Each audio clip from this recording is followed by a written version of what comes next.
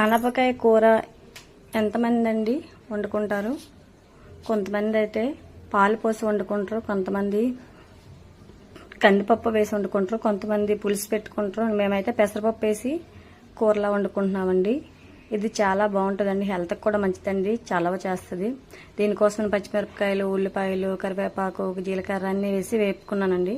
అవి వేగినాక పెసరపప్పును కూడా కొద్దిగా రోస్ట్ చేసుకున్నానండి. ఉల్లిపాయలు వేగినాక ముందుగా కట్ చేసి ఉంచుకున్న ఆనపకాయ ముక్కలు అందులో వేసుకున్నానండి. వేసుకున్నాక పప్పును కూడా కడిగేసి వేసుకుని ఉప్పు, కారం, పసుపు, ధనియాల పొడి, జీలకర్ర పొడి అన్నీ వేసి మూత పెట్టుకున్నానండి. అది బాగా మగ్గినాక స్టవ్ ఆఫ్ చేసుకోవడమేనండి, కొత్తిమీర వేసుకుని. అంతేనండి, చాలా ఈజీ అండి, హెల్త్ కూడా చాలా మంచిదండి సొరకాయ కూర. ఓకేనా friends, please subscribe my channel friends. Like చేయండి, షేర్ చేయండి. ఓకేనా ఫ్రెండ్స్, థ్యాంక్ యూ.